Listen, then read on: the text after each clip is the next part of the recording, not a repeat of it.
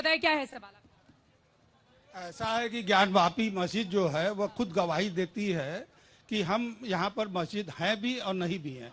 उसका कारण ये है कि जो भी मुसलमान हैं वह काबा की तरफ मुंह करके और नमाज अदा करते हैं, और ये मंदिर के रूप पर बुनियाद पर बनाया गया है, इसलिए उत्तर दक्षिण है। और जो भी मुसलमानों ने हिंदुओं के मंदिर को तोड़ा है वो उत्तर दक्षिण में बनाया है, जिससे कि वहाँ पर लोग नमाज अदा न करें।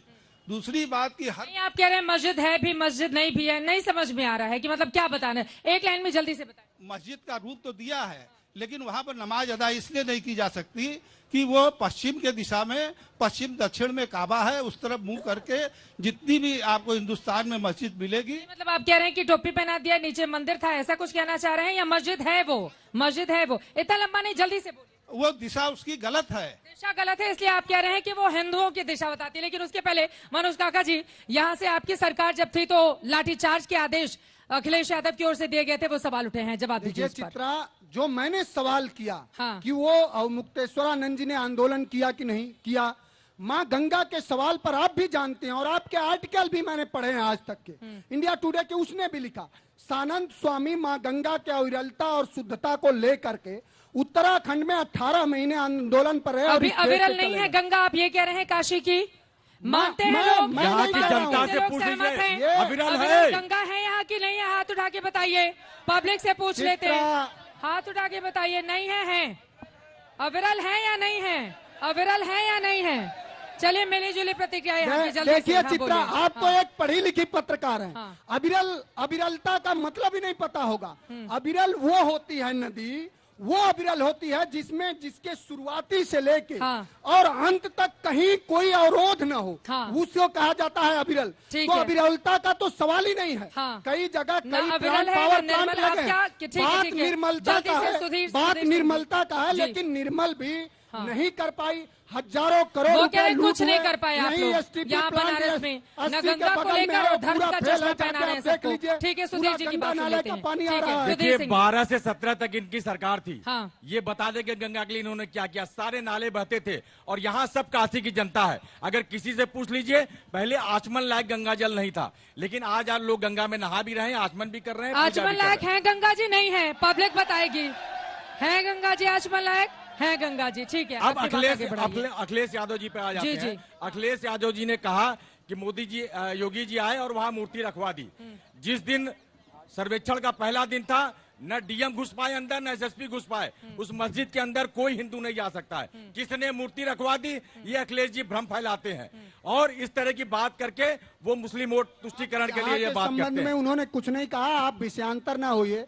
आपने आप पहले हमारे ही पक्ष में थे, आपको मैं समझ रहा हूं कौन सी आपने अफीम चाटी है, लेकिन उस अफीम का नशा इतना चढ़ता है कि आप झूठ बोलिए। अफीम आपके अखिलेश यादव ने चाटी है। अखिलेश यादव आप मेरे भाई हैं और आपको मैं समझ सकता हूं, मैं समझ सकता हूं जिन लोगों ने इस देश के स्वाधीनता के लड़ाई में, जिन लोगों ने इस देश के स्वाधीनता के लड़ाई में अंग्रेजों की गुलामी करी हो, जिन लोगों ने अंग्रेजों के माफियानामे के सहारे अपनी विचारधारा चलाई हो, उनसे कैसे आप क्या उम्मीद कर सकते हैं? और आप में वो साहस नहीं है कि आप लोकतंत्र बचा पाएंगे। साहस की बात मत कीजिए, ठीक है, साहस की बात मत कीजिए, साहस बहुत है। अगर अखिलेश यादव मेरा साहस देख चुके हैं, वो दिख रहा है आपने। आप घुटने टेक दिए हैं, इसकी भी सरकार थोड़ा ज्ञानवापी पे भी रहते हैं, पॉलिटिकल डिबेट पे नहीं जाते हुए थोड़ा ज्ञानवापी पर भी रहते हैं। अभी चुनाव में वक्त है, कौन पार्टी बदल रहा है, कौन कहाँ जा रहा है, अभी बहुत टाइम है उसमें। मैं सीधे आपके पास आते हुए रत्नाकर त्रिपाठी जी, कोर्ट पर तो भरोसा होना चाहिए ना। अब देश की सर्वोच्च अदालत ने कह दिया कि निचली अदालत देखे पूरे मामले को, तो फिर बीजेपी सवालों के घेरे में क्यों है? बीजेपी तो करवा नहीं रही है, या आपको लग रहा है बीजेपी ही हर चीज के पीछे है और इसके जरिए, धर्म के जरिए तमाम दूसरे मुद्दों से ध्यान हटाना चाहती है? वो हर चीज के पीछे शक्तिमान है बीजेपी, ये मैं नहीं मानता। हाँ, मैं ये जरूर मानता हूं कि जो भावनाओं की लहर होती है उस पर बीजेपी सवारी करती है। अभी जो बात कर रही थी रविकांत विश्वकर्मा ने, जो बात की, पीछे लोगों ने कहा, आपको मैं बता दूं 5 अक्टूबर 2015 की जो घटना थी उसमें मैं स्पॉट पे था। 2 पत्रकारों को मैंने बचाया और 1 सिपाही की जान बचाई जब 40 अराजक तत्व उसको मार रहे थे। मैं ऐसे खड़ा था, मुझे भी लगा पुलिस ने और लोगों ने मुझे अलग किया, उस सिपाही की जान बची। रविकांत ने बहुत मौजूद प्रश्न पूछा कि जिस चीज को लेके वो हुआ कि हमारी प्रतिमा विसर्जन गंगा में होगी, जिसमें सारे के सारे बीजेपी के मेयर से लिए एमएलए तक शामिल थे, और फिर मानता हूं अखिलेश यादव ने ही लाठीचार्ज कराया उसपे, लेकिन आज 7 साल हो गए, 9 साल हो गए, क्यों नहीं आपने प्रतिमा विसर्जन की अनुमति दे दी? सर ज्ञानवापी पे भी बोल लीजिए। नहीं, देखिए थोड़ा ज्ञानवापी पे भी, हम लोग अभी तो ज्ञानवापी पे कर रहे हैं ना। ज्ञानवापी पे विपक्षी दल क्यों बच रहे हैं बोलने से? कोई नहीं बच रहा है मैडम, कोई नहीं बच रहा है, नहीं बच रहे हैं। आपसे ज्ञानवापी पे सवाल पूछा जा रहा है, आप माँ गंगा को लेकर आ रहे हैं, आपसे काशी विश्वनाथ पर आप गंगा को लेकर आए, थोड़ा ज्ञानवापी पर भी रहते हैं। जो आपके यहाँ मुद्दे उठे उस पर न बोलूं? जी जी बोले, बोलना चाहिए ना। हाँ पहले ज्ञानवापी पे आपको बताना तो पड़ेगा ही ना कि भाई बीजेपी क्या करती है। प्रतिमा विसर्जन करा ले मैं बीजेपी के साथ, और जहां तक रही आप फिर बात कर रहा हूं, फिर मत बोलिएगा अलग बोल रहा हूं, अविरलता की बात, गंगा की जो बात यहां उठी, लोगों ने हाथ उठा के कहा जब धर्म आपके दिमाग पे हावी हो जाता है, आध्यात्म हट जाता है, तो वही होता है। अगर गंगा की अविरलता होती तो पाठ इतना छोटा ना होता, पाठ चौड़ा होता। ज्ञानवापी पे 2 लाइन बोल लीजिए, ब्रेक पर जाना है मुझे। ज्ञानवापी पे डीवाई चंद्रचूड़ जस्टिस साहब ने सीधे सीधे इस बात को कहा जी कि धार्मिक स्थल की प्रकृति क्या है उसके निर्धारण को 91 का एक्ट नहीं रोकता। मैं तो 10 दिन से ये बात कह रहा हूँ। ज्ञानवापी मस्जिद में आज जुमे की नमाज अदा की गई, ज्यादा क्षमता में लोग आ जाने के बाद वहां पर अफरा तफरी का माहौल पैदा हो गया, काफी बड़ी तादाद में सुरक्षा बलों की वहां पर तैनाती की गई थी। कई बार वहां से ये भी अनाउंस किया गया कि भीड़ ज्यादा हो गई है, इसलिए दूसरी मस्जिदों में जाकर लोग नमाज पढ़ें। आज ज्ञानवापी मस्जिद में क्या हुआ उसको बताती हुई अगली रिपोर्ट।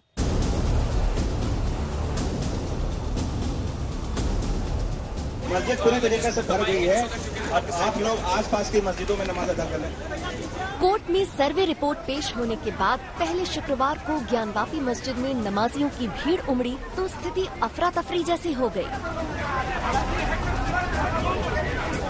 तमाम अपील के बावजूद बड़ी संख्या में लोग जुमे की नमाज अदा करने के लिए ज्ञानवापी मस्जिद पहुंच गए।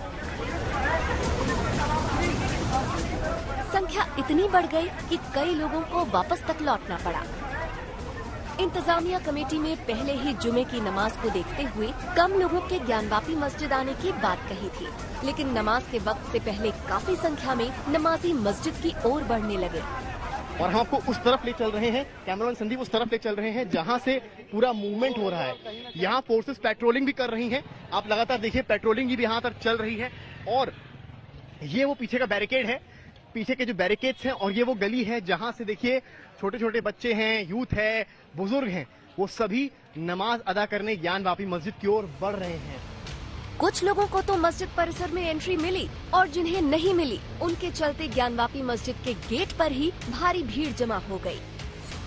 मस्जिद जो है फुल हो गई है। नतीजतन खुद मस्जिद इंतजामिया कमेटी को मोर्चा संभालना पड़ा।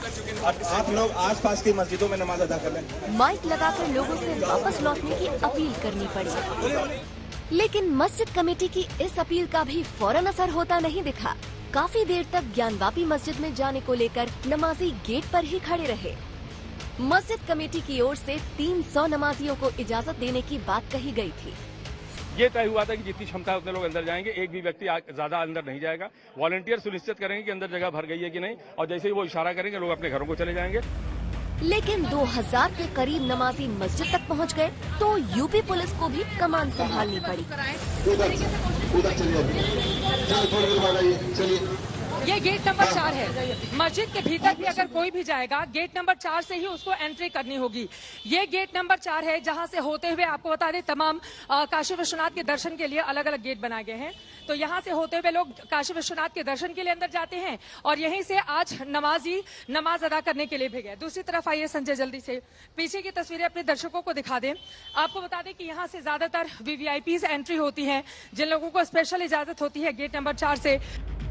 मस्जिद कमेटी की कोशिशों के बीच देखते ही देखते 600 से 700 लोग मस्जिद के भीतर दाखिल हो गए। आखिरकार नौबत मस्जिद का दरवाजा बंद करने तक आ पहुंची। शुरू में ये कहा गया कि 20 से 30 नमाजी आएंगे, फिर कहा 100 नमाजी आएंगे, फिर कहा 700 नमाजी आ चुके हैं और अब जगह नहीं है। मौलाना बाहर आए, उन्होंने लाउडस्पीकर पर, पुलिस के लाउडस्पीकर पर कहा कि अब और जो नमाजी यहाँ आ रहे हैं आप सब यहाँ से जाइए और किसी और मस्जिद में नमाज अदा कीजिए। लेकिन आप देखिए कितनी बड़ी संख्या में नमाजी अभी भी आ रहे हैं और यहाँ पर गेट बंद कर दिए गए हैं। आसपास की गलियों में नमाजियों की भीड़ इकट्ठा हो गई। प्रशासन पहले से ही मुस्तैद था। लगातार लोगों को समझाया जा रहा था कि वो दूसरी मस्जिदों में चले जाएं। तो यहाँ पर देखिए जो ये मौलाना और मुफ्ती हैं, उनसे हमने बात करने की कोशिश की। सीधे तौर पर वो ये कह रहे हैं, देखिए यहाँ पर भारी तनाव, यहाँ पर देखिए स्थिति क्या है, आपको तस्वीरों के माध्यम से जरा दिखा दें। यहाँ पर बैरिकेड किया गया है, लोगों को अब रोका जा रहा है। जो नमाजी हैं उनको यहाँ पर बैरिकेड करके, देखिए तस्वीरें जो दिख रही हैं, यहाँ आपको भारी तादाद में यहाँ नमाजी देखिए दिख रहे हैं, यानी वो अभी भी अंदर जाना चाह रहे हैं। दरअसल इस पूरी कवायद के पीछे सबसे बड़ी वजह थी वजू खाने का बंद होना, क्योंकि सर्वे में वजू खाने के पास शिवलिंग मिलने के दावे के बाद आसपास के इलाके को भी सील कर दिया गया है। ऐसे में संकट इस बात का था कि ज्यादा संख्या में नमाजी पहुँचे तो वजू कैसे होगी। हालांकि वहां पहुंचे तमाम लोगों ने बताया कि उन लोगों को अपने अपने घरों से ही वजू करके आने को कहा गया था।